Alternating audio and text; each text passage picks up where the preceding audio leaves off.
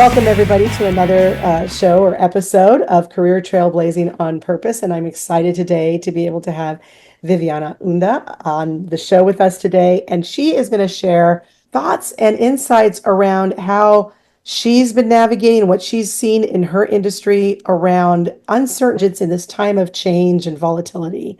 So, welcome, Viviana. Thank you so much for joining. Thank you so much, Heather, for having me here. I serve as the director of institutional research and planning at a community college here in Los Angeles, in California. And it's a beautiful job. I think I've enjoyed it the time that I've been here. And the pathway here was kind of I never thought that I was going to get really here. I was very, very happy, actually, very excited when I got this job because it was a dream job for me. I have to say it. So I started back then when I pursued a PhD at UCLA here in LA, and that's how I got here. I'm born and raised in Chile, so I'm an immigrant. And I came here pretty late. I came here like in my 30s. And after I pursued the PhD, I decided that I did not want to do academia anymore because it was a difficult 6 years. It was really tough. It was lonely, at least in the program that I was. There was not a lot of teamwork or not a lot of doing things, among other classmates. It was mainly researching alone, doing your own field work, doing your own papers that you needed to write and then your dissertation. So after that, I said, okay, I really need to do something else with this PhD. I am not going to be able to do this forever and, write papers or research or things like that. That was not me. So I had to go back to my country because I had a Fulbright fellowship and that had a 2-year residence requirement. So even though I was married to a U.S. citizen, I needed to go back anyway. So I went back and I started in academia because that was what I was able to kind of get just arriving to the country. And I got a half-time job at the faculty where I had been, the Faculty of Letters of my alma mater. So I was super happy. I was teaching what I wanted to teach. And then somebody from a very small private university that was not very prestigious at all contacted me for an administrator position, actually. So that was the first time that I got into like educational administration, and I finally accepted a half-time position as the director of the Spanish teaching credential program. So basically, this is for preparing Spanish teachers. So it was my thing. I had studied also Spanish teaching, so I had my credential. So it was perfect, and it was pretty easy because they interviewed me one time, but that was it. And the president of the college the university was super happy with me, and she said, I want you here. So I started, and that was really nice. And a year in, I realized that I liked more the administrator position rather than the faculty the faculty position, right? So let me ask you about that. Yeah. So, because I think on surface people would say like, oh, administration doesn't have the glamour that, oh, I'm going to be a professor, I'm going to be a teacher, I'm going to be the person out in front. So what was it about the administrative side of it that you went, oh, I kind of love this? Yeah, I think it was working more with people, being able to do things together with others. And this was not only something it was related to your own work and your own labor. It was a result of the labor of many. And I really liked that, and organizing things and looking at curriculum from a bigger perspective. It was not like one course, which is what you do as a faculty member, or a couple of courses that you're teaching. You're in charge of a whole program, right? So you're looking at multiple courses, you're working with a team of teachers, you're, talking with them and discussing about what can we do differently, what can we serve better the student. And those conversations, when you're a faculty, you can kind of do it from your own perspective in your course, but you don't get to develop policies, you don't get to develop best practices, all that piece. And it was funny because on top of what you said, the glamour of the administrator was not there. Yeah.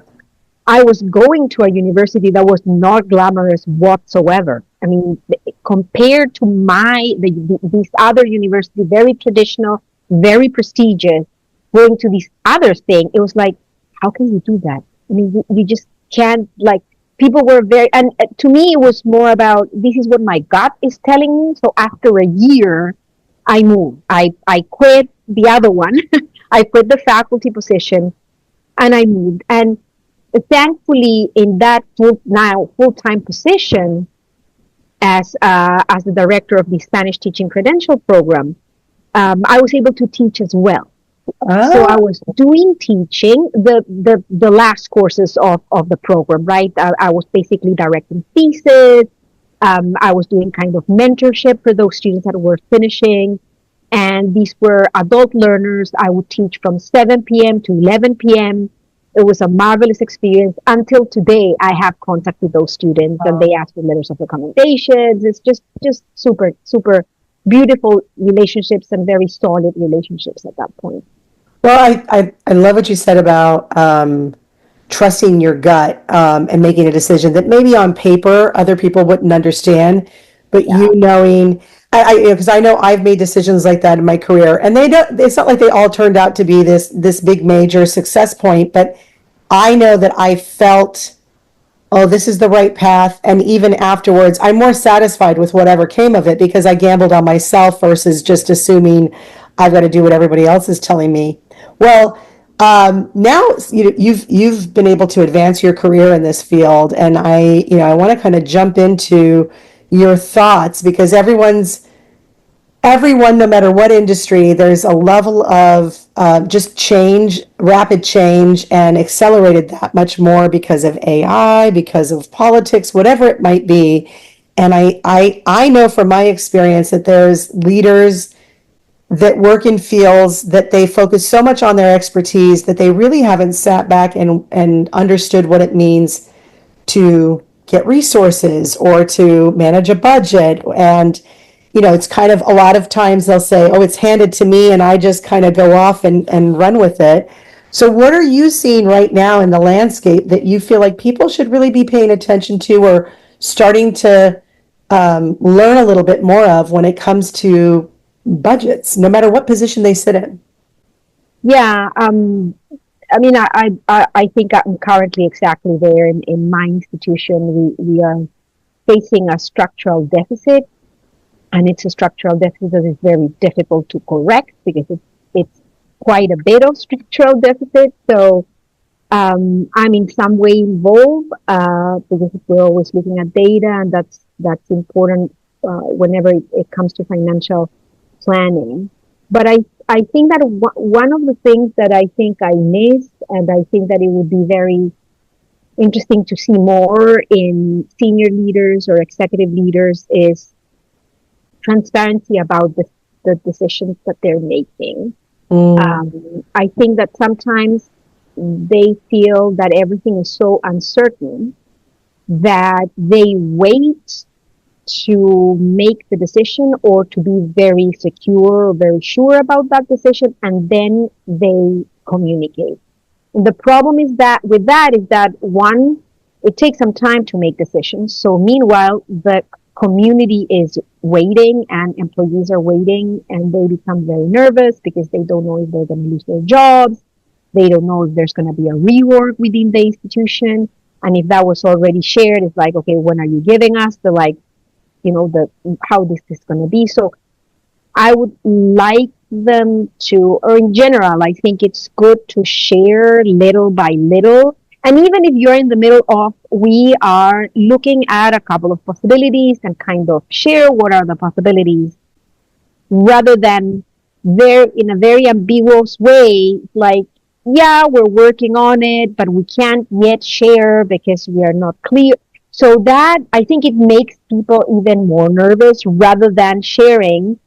We are in an uncertain time and we are still working it out. I think it's much better. So that transparency piece, I think, is just fundamental when it comes to uncertain budget and uncertain, situation. Yeah. I tend to call it in the meantime communication, and Yeah. I think of like you order a pizza and it's telling you, I think Domino's started doing this, but of course all shipments do it. Where it is, the tracking, right? Yeah, we're making your pizza. Tom's checking it for freshness, and it's on its way. And I worked in call centers for a long time, and that was a big part of it. Is when someone's on hold, they think you're out on a smoke break, even if you're feverishly trying to help them. And same thing here, your employee base or your stakeholders, you may be really trying to make sure that the right decision's done, and but if they're not hearing anything, like you said, they conjure up the worst possible stories. And Yeah. so, especially in a time of the level of changes that are happening and the uncertainty, until you said people kind of go straight to how is this going to impact my job or my resources. So if clarity and in the meantime communication's really critical, what else, as they're making these decisions, do you think that people need to be considering, or maybe even before the decision's made? Like, what are some of the best practices or habits that you've seen help people navigate maybe tighter budgets or less certain budgets? Yeah, I think maybe going a little bolder and going a little being more nimble than before.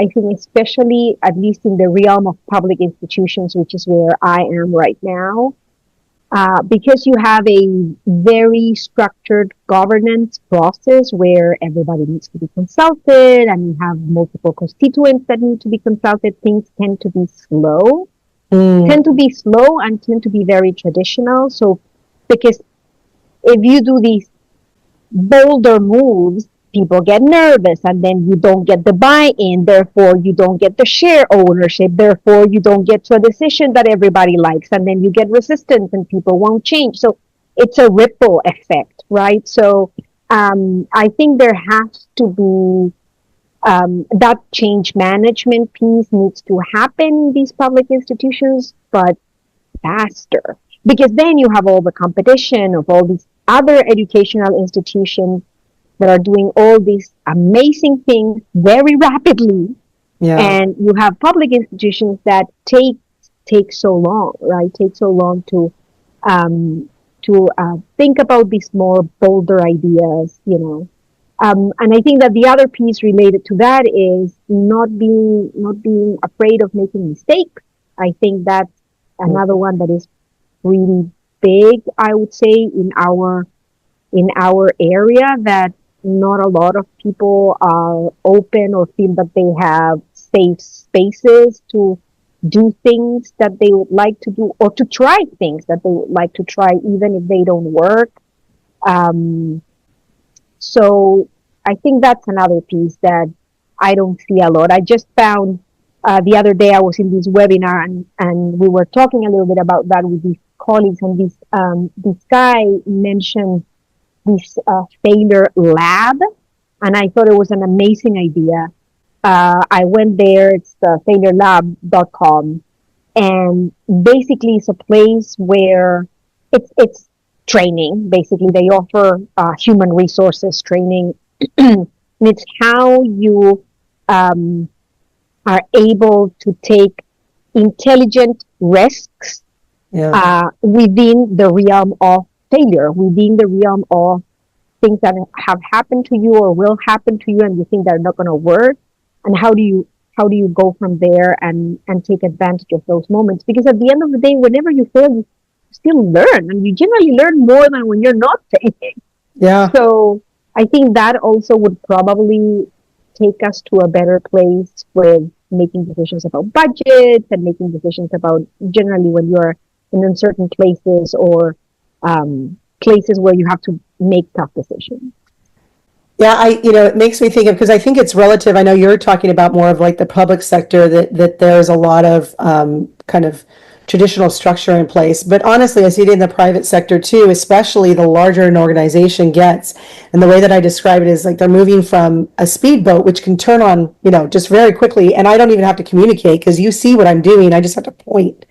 But as they get to a cruise ship size and, that large of a ship, well, I can't just point because no one can see me anymore. And so there has to be, I find it's interesting. It's this kind of battle between where do we put the structure and process in place, and how do we make sure the process doesn't slow us down, to your point, that it doesn't take 15 sign-offs to get, a budget approved for more pencils, right? Like that there's that these bold ideas, one, can actually get some oxygen and be seen and reviewed. But I think it's very relevant for private sector as much as it is for public sector, especially the scope or the size of the organization that you're working in.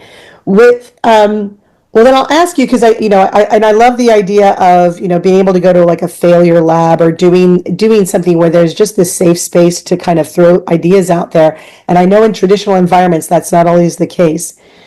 The other thing that I see, that I know in my world, I would imagine it in your world too, is that budget people tend to treat budgets as it is always given to them, versus I view it as you should be making a business case each year for the budget that's needed, and then negotiate what that is, versus, oh, they gave us this budget, how do we spend it? It's a very reactive way, versus the idea that I'm actually having to set strategy for my department, my organization, whatever it might be. How are you seeing that show up, behavior wise? Do you see a mix of approaches, or in public sector, is it very, it was given to me and now I have to go think about it? I think it's more that, I mean, in the field of planning or strategic planning, which is where I work, there's a lot of budget driving planning rather than planning driving budget. Mm. And because really what we need to, first thing, just as you were saying, is where do I want to go? That's kind of the basic question. Where is it that I want to go in terms professionally, individually, with my team, with my department, or with a whole organization? Where is it that I want to go? And once you are clear about that, you can start thinking about how do I do that, which is to me the budget piece. Yeah. What happens, at least in multiple organizations where I've been, or seeing it in other colleagues on the same system where I work, is, well, I have this money, what do I do with it? Yeah. Kind of thing, which is what you were saying, right? And I think that comes from the top as well. We don't see a lot of, again, where I am and where I move myself, right? I don't see a lot of, okay, what's the where are we and where do we want to go? Mm-hmm. And then how are we going to do that? How does success look like? Which is kind of going into the outcomes piece, right? This is what I want to have as results at the end of whatever path. And this is, it's a cycle. So then it starts again. So I think that many times it's very difficult for people to make smart decisions in the budget side, because they're just asking and asking and asking. And when you tell them, well, hiring a person is not a goal, is a means to something, and they don't know why they're hiring. It's like, well, I wanna have more classes, so I need more faculty members. Okay, but why do you want more? Why do you want more classes? Is it that you need to expand your program because your program is one of those that will give students high wages, or it's a program that is very demanded right now in the job market, therefore I need to expand it, therefore I need a teacher? That conversation doesn't really happen. It's like it doesn't happen, or it happens after, and it should be happening before. And it is very difficult to get people to think about that. And I think that it has a lot to do with skill set. People are a little bit afraid about planning. I think they feel that it's very technical, and I think that it's not that technical. I think it's 2 or 3 very key questions that any administrator should be able to answer regarding their own either small department program or the president of the big organization. Well, yeah, no, I think there's something about starting with the end in mind. A lot of, to your point, people kind of go, where am I at and what's available to me and how do I just survive where I'm at? With that, I know that you've led teams yourself as well as helped their leaders in their departments to manage their resources and that type of thing. What does a leader need to do to be able to create an environment where people are taking intelligent risks? Because I think to sit out there and say, this is my strategy for something, these are the resources that I want to see. I've witnessed people, oh no, no, no, they'll say no. And what I get from them is the idea that they're going to hear a no. They're concerned that that somehow is going to be negative in terms of their reputation or their relationship with their manager. Like that in and of itself, like that they can't hear the no because it's too much for them, or that somehow getting the no is a ding on them. What are your thoughts on that? Yeah, I think it's trust. Mm, I think that if there's no trust and people feel that they're not in a safe space and people feel that there's going to be retaliation at the end of the day if they do something or they say something that is not liked by either the direct supervisor or somebody that has a lot of influence on whoever they're thinking about that they're going to be retaliated from. yeah, I think it's trust, it's feeling that you're safe in a safe environment, and I think it does have to do as well with the changes that we're seeing today is just ridiculously fast. yeah, So I also think that we are in like human beings, we are a little bit in a shock kind of feeling or phase, and we're kind of stumbling, and we need to kind of okay, let's put ourselves together, and then kind of proactively try to do things. I think that the changes are so fast and so intense um, that it's also difficult for us to process that. yeah, Um, so there is a piece in the trust, in the trust piece and the safe and that the safeness and all that stuff.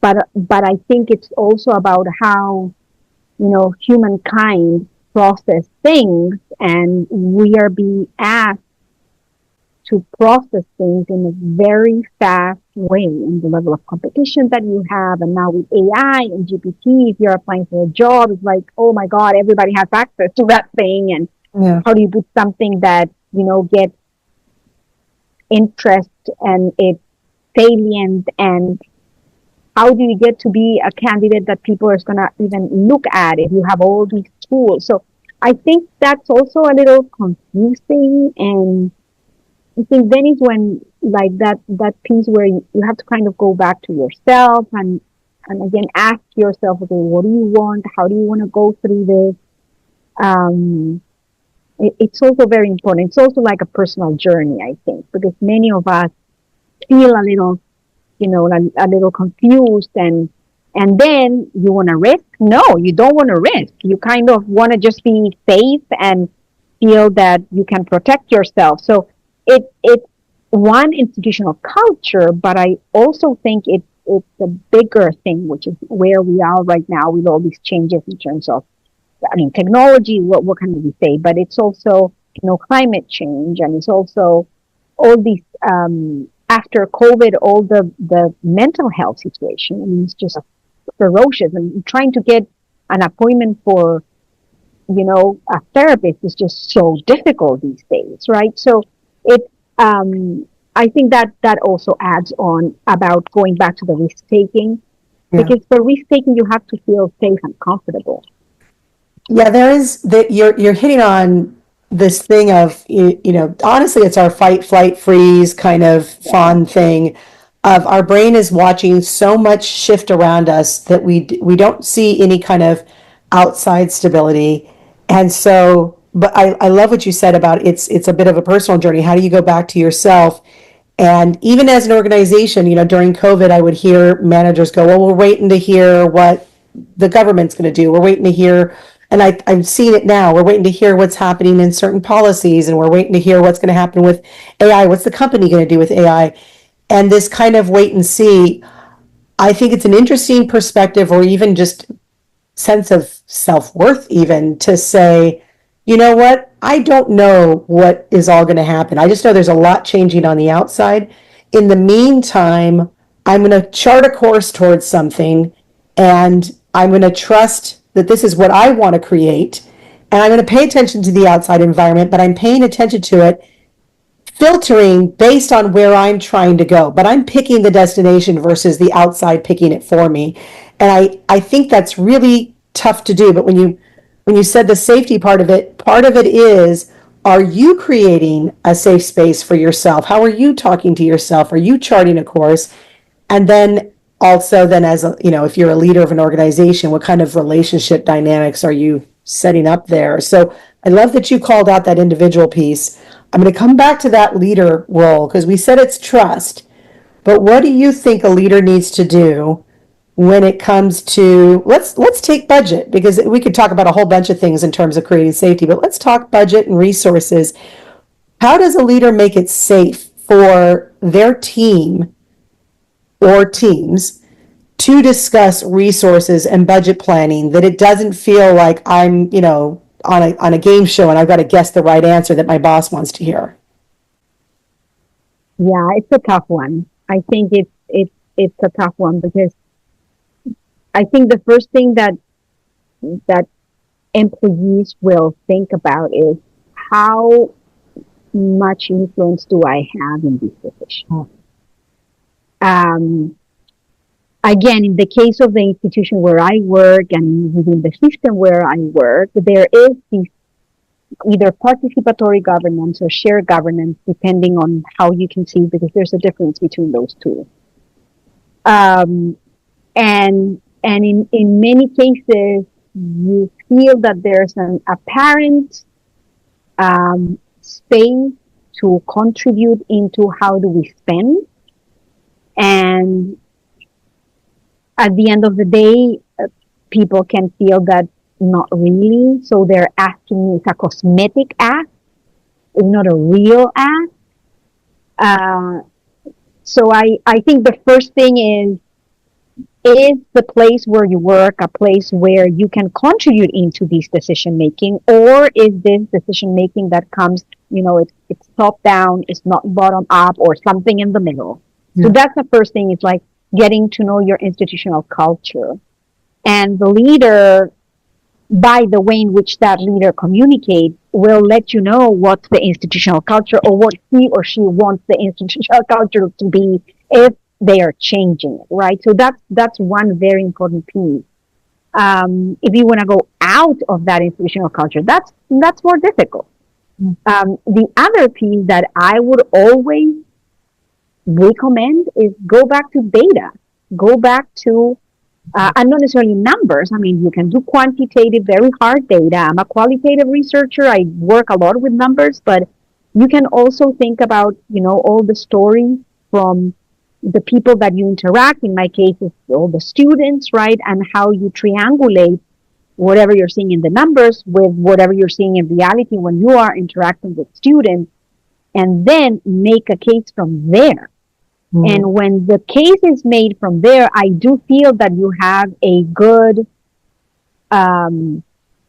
chance that they will listen to you more if you are being informed by data. I wouldn't say there's a lot of you have to be you're data driven. I don't like that concept. I like the concept of data informed, and the reason why I don't like data driven is because when you're making decisions, you're not only being driven by data. That's one element. There's many other elements that need to be taken into consideration when you're making a decision, and that's institutional culture, all the environmental scan that you're doing, internal and external. How are things around you? Professional judgment. So the numbers tell the story that you want to tell, and you can take them and you can make them work for you, but it's not the only piece. You can't be making decisions just because of what the data is saying. You have to consider other elements. So I think that's a piece that could work very well And if leaders would bring that up more, I don't know very many leaders that in practice look at data, bring it when they're communicating and saying this is the reason why we're making these decisions because these pieces are among them a data piece, a data point, a data set, whatever it is. I haven't seen that a lot, and I would love to see it more because that's what at least in that's what we are saying. Like in the discourse, you hear that you have to be data driven or data informed. But when it comes to actually making the decisions, I feel that people go more with their guts Mm. or with the traditional, right? And they repeat the same budget that they've done, and they just, go from one year to the next with exactly the same thing that they did the previous year. Well, there's a couple of things that you said there that I think are really important is that one, data is just one of the points. And the reason I call that out is data is always based on some level of the past.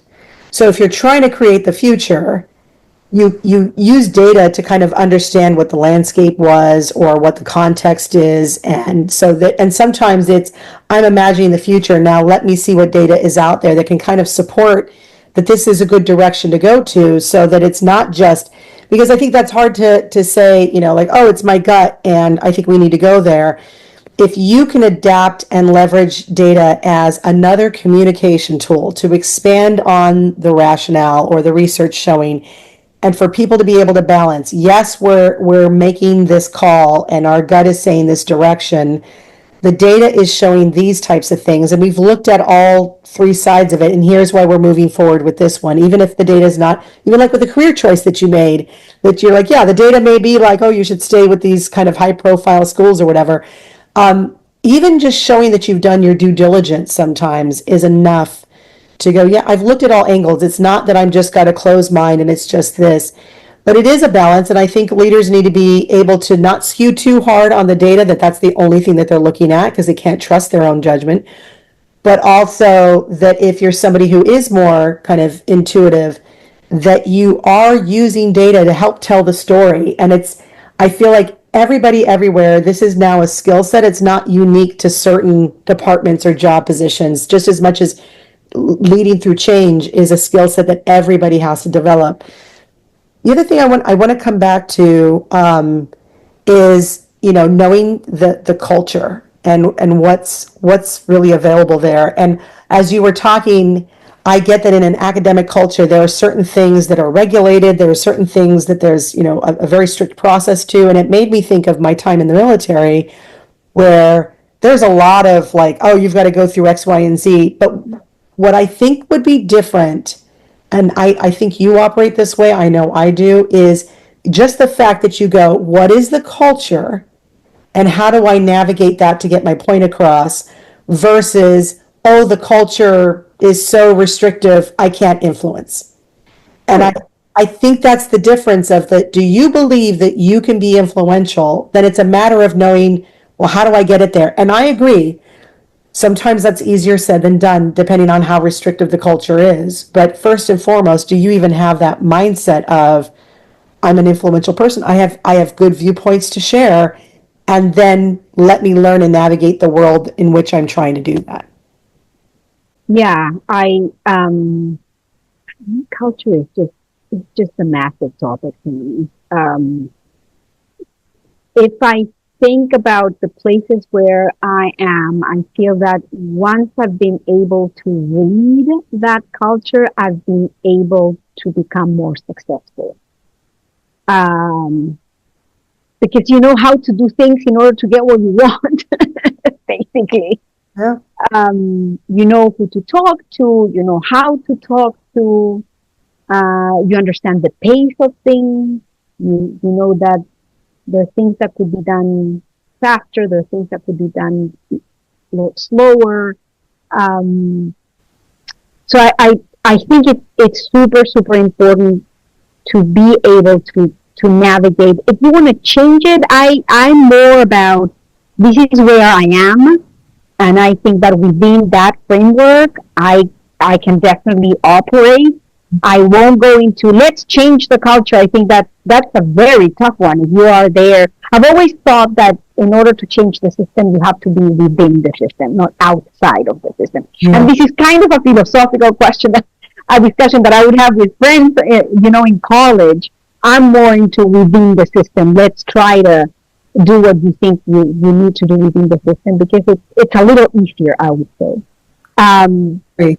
I think I'm on board for both. I think, I remember one time it was around writing, and someone was talking about the rules of screenwriting, and it was a famous director, and he said, well, to break the rules effectively, you have to know what the rules are first.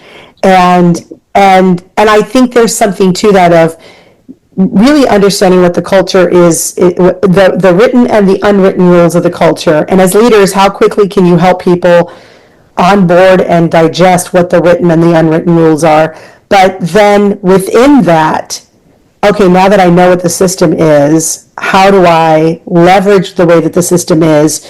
And then within that, the way that I leverage it, the changes that I do, I will shift and change the culture just simply by acting within it and driving change through it. So I feel like some of what makes us prepared for whatever the future is, regardless of what role we're actually sitting in, is this capacity to kind of adapt to different environments and be able to, the word that I've been having crop up a lot in the conversations I've been having with people is, alchemize, like bringing in these different experiences.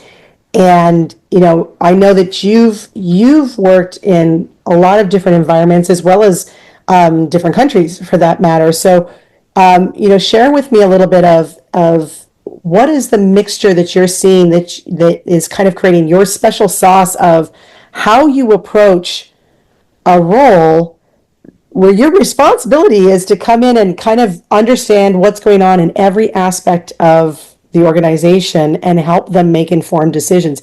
How do you do that? Yeah, I think just going back to where you were saying in the introduction of the question, Heather, I think I've been in multiple places working. I've worked with multiple stakeholders. I've done teaching in high school. I've done teaching at the level of the university, undergrad, graduate studies. I've been working in a global network, and that meant that I was interacting with people from Australia, from India, from the USA, from multiple places in Latin America. I'm a bilingual. I'm bilingual. I can fully speak Spanish. So public institutions, private institutions, for-profit institutions. So I think that there's two things that I think that happen when even the immigration process, right? Immigrating to another country. There's two things that I think they're key for those of us that have been lucky and have had the privilege to have these kinds of so broad experiences. One is you know how to deal with change. And you know how to deal with change because you yourself have experienced change by changing from one culture to another whenever you immigrate. Yeah. And I have a very mixed family as well. And it's such a skill when it comes to the profession. You're very flexible.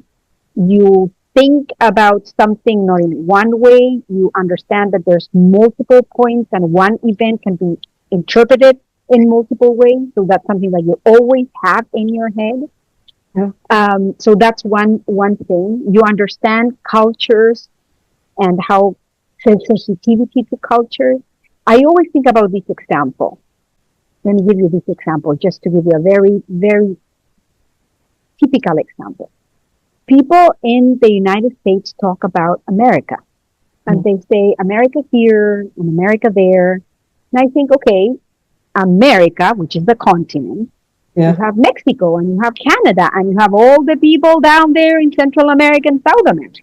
Yeah. And to me, and I don't want to offend anybody by saying this, it's just an example because I'm applied linguist and that's my PhD on. So language for me is always something that is there, is how when you are in a place where you've been in multiple spaces and you've been interacting with multiple people, you know that okay, maybe I say the United States because maybe if I say America and somebody thinks, okay, I'm also American because my country is in South America or in Central America, or I'm from Canada. I'm also American, right? I'm in the continent. My country is in that continent. So those nuances are things that are always going to be there. And I think that reading those nuances really bring a ability to analyze and to come up with more nuanced decisions, more nuanced ways of communicating that are crucial in these days. Because on the other hand, the teams are so mixed these days. There's in general people from all over the world just because of the globalization and how work and workplaces are constituted today, right? So I think those two things are really, really important. I agree, and look, I'm U.S. born. My mother came over from Germany, so I did grow up in a household where there's another language being spoken. If I was a better child, I would have learned it, but I didn't. I'm hearing about a different country, and I grew up in a small town where the majority of people didn't have family that were, kind of first generation from another country, and so the US is also uniquely this large kind of space of a country, yet we really do go out, we might have different slang and whatnot, but we speak English as the language of the country. And so later in the military, I was a linguist, and it hit me, as I'm learning, I learned Russian. When I would call my mom, she could speak Russian. I'm like, how are you speaking Russian? And she's like, well, I speak like six languages. And most Europeans do. And most, other people who live in other countries are being bilingual, multilingual is the norm versus this unique thing. And what I love about the language pieces of it, to your point, is to learn a language, you have to learn about the culture because the rules reflect a little bit of the culture. And what they said about English language was it's tough to learn because we have so many exceptions to every rule. And if that doesn't explain how our legal system works, how everything works, I mean, there's a lot that's representative there. What I also like about this that you didn't necessarily call out, but I think is what comes from having all these really different experiences and exposure to different companies and cultures is that it expands your capacity for empathy because you are able to imagine different experiences even if you haven't experienced it yourself. Because I can imagine there's people listening to this going like, well, I'm not going to live in another country or I'm not going to see. But the more job exposure you get, like you've had, where you've gone into organizations that run differently because they're for profit or nonprofit, um, you know, private or not, and all those things, it keeps your brain flexible for change, but also the empathy to be able to work with people that come from different walks of life for whatever reason. That you can sit back and there's a level, I feel like it breeds a level of curiosity too. How do you see that show up in just the way that you build relationships when you're coming into a new role or a new, working with people that you haven't met before? Very humble. I think that to me, very humble. Like not don't make assumptions. Um, Listen before you speak. Yeah. So you can get to know how that person operates and what's the best way to interact with that person or to work with that person, right? Because you're able to read. I think that listening, being humble, not making assumptions, not thinking that you know everything, not thinking that everybody thinks as you think. I think that's just so so important to think that whatever you're saying is not necessarily the way in which others are thinking. And for those of us who have had the luxury of being in so many different places and working with so many different people, um, it allows you always to think, okay, this thing that I'm saying that I think is the truth, um, it's my truth really, and maybe somebody else is really thinking it in a very different way. Theory of mind is like try to put yourself in the feet of the other person, and whenever something bothers me, or I try, let me put it that way. I try that whenever something bothers me from somebody else, and I'm starting from the assumption that people don't want to do something bad to you or not working against you, right? I'm always thinking, what happened to that person that did this, right? What is it that made this person act in this way? So that kind of helps you to go back and say, okay, what's going on, and not take it so personally, right? Because it's just so easy to take it personal. I think that theory of mind, that ability to look at the other one and say, "Well, there's something going on here," because you're able to think that there's multiple ways of seeing things, um, can bring you more profound relationships and can definitely help you when you work.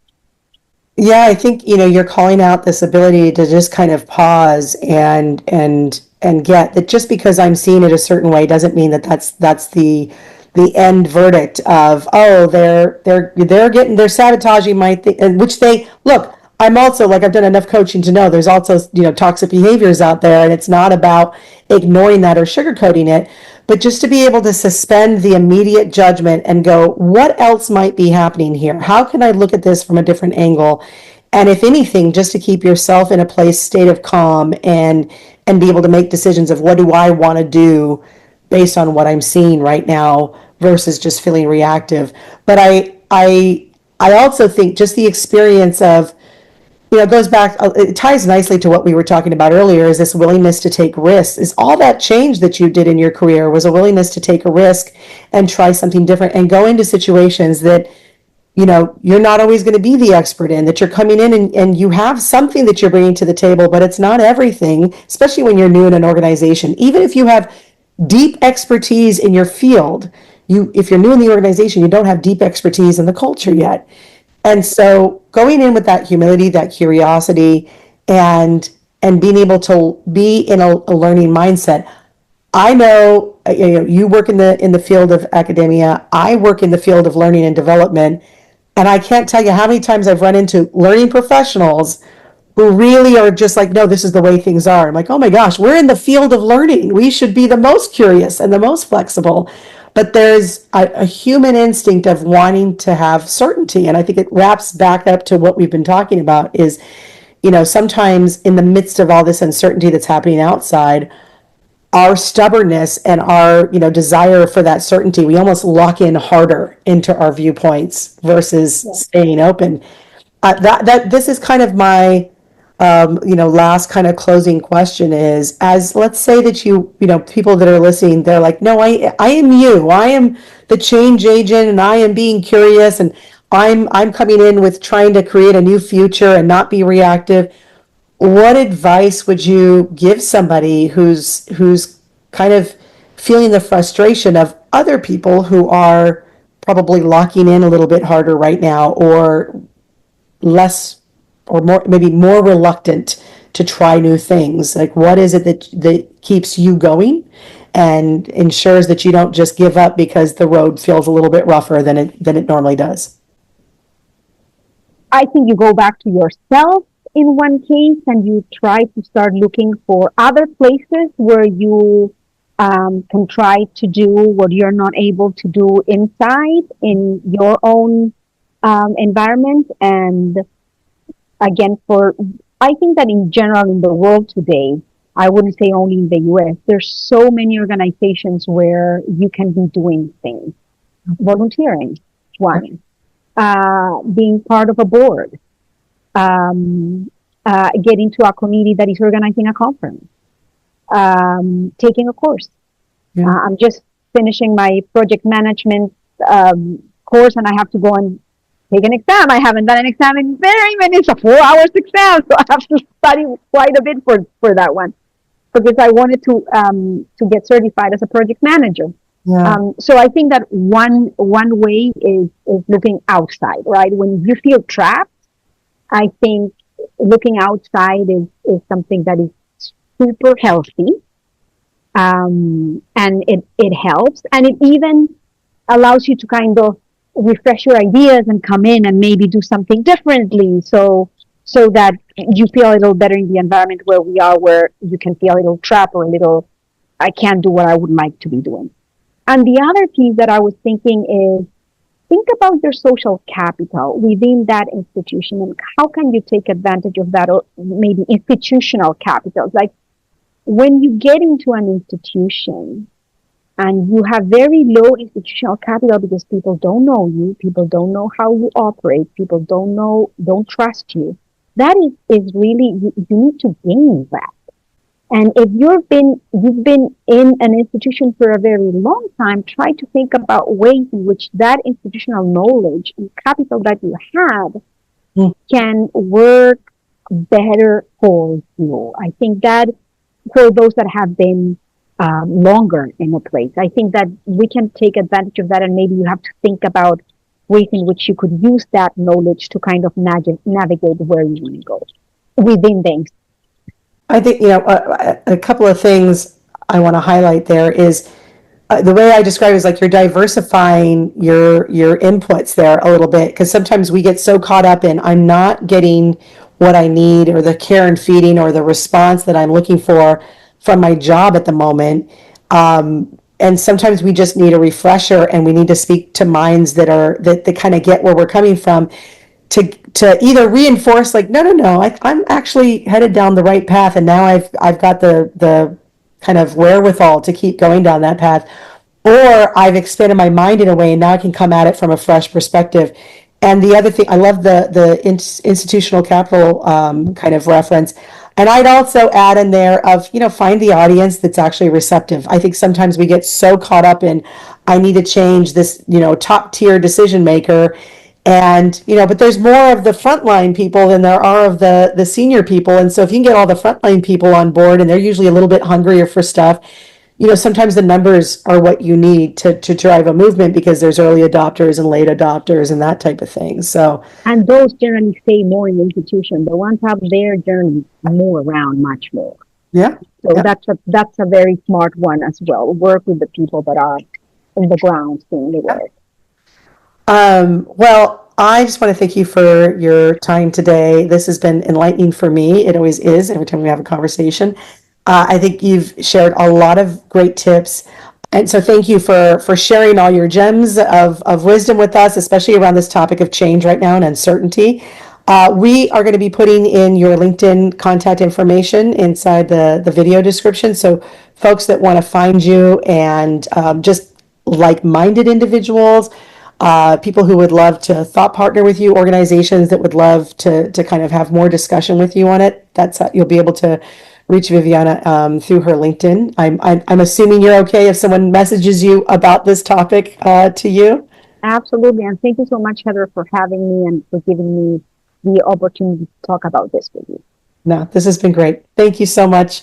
We will hopefully get to see you again on the show. And for the rest of you that have been tuned in, thanks for coming in, for learning how to make sure that your career is trailblazing on purpose. And we will see you for the next episode. Ta-ta.